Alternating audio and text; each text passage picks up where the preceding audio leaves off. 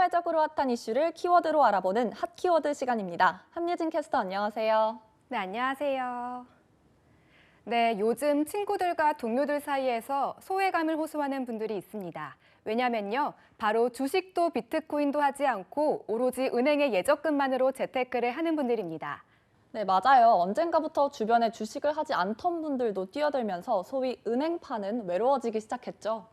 네, 맞습니다. 은행에 돈을 맡겨도 이자 한 푼 챙기기 어렵다 보니 은행 예금이 외면받으면서 생긴 일인데요. 최근에는 기준금리가 오르면서 이제는 예금 이자도 좀 생겼습니다.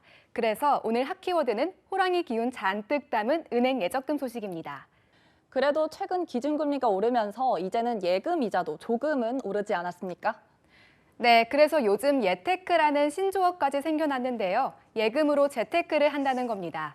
2년 전만 해도 정기예금 금리가 0%로 제로금리라고 했잖아요. 그래서 많은 이들이 외면받았는데 지난달 한국은행이 기준금리를 올리면서 시중은행들도 예적금 금리를 최대 0.4% 인상했습니다. 특히 특판 상품 같은 경우엔 연 4, 5%대 이자를 주는 시중은행 적금 상품이 나왔고요. 지방은행에서는 연 6%대 상품까지 등장했습니다.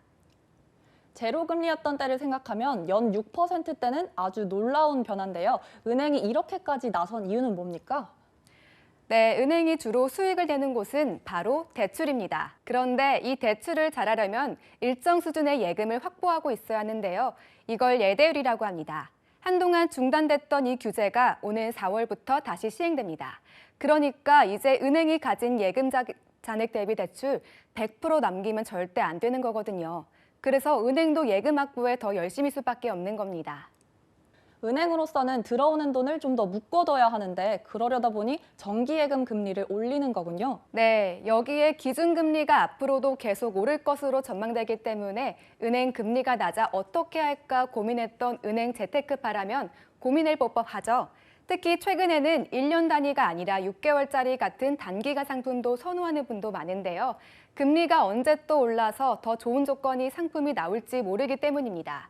그래서 변동식 금리를 적용한 회전식 정기예금 상품도 있는데요. 한 달이나 3개월, 6개월 단위로 기간을 정해서 변동된 이율을 예금에도 적용하는 방식입니다. 이럴 때 예금, 적금 상품 잘 고르는 방법 같은 게 있을까요? 네, 전문가들은 금리가 우선적으로 높은 것도 좋지만요. 이런 상품은 우대금리 혜택이 없는 경우가 많기 때문에 다른 상품과 금리 비교를 꼼꼼히 하기를 권하는데요. 또 파킹 통장이라고 부르는 높은 이자의 수시 입출금 예금도 있죠.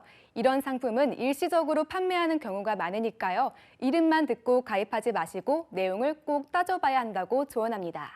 이런 상품들은 제휴카드를 사용해야 하거나 총 예금 규모가 매월 붙는 적금의 한도를 지켜야 하는 경우도 있기 때문입니다.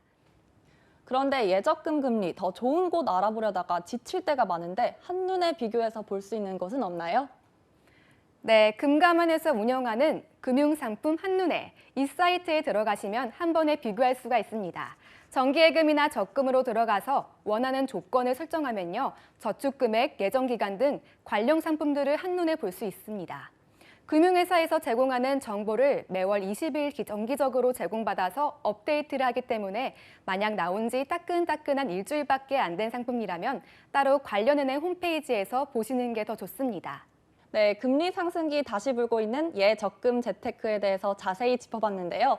어릴 적 보던 이런 광고가 생각나네요. 부자 되세요. 지금까지 핫키워드 함예진 캐스터였습니다. 고맙습니다.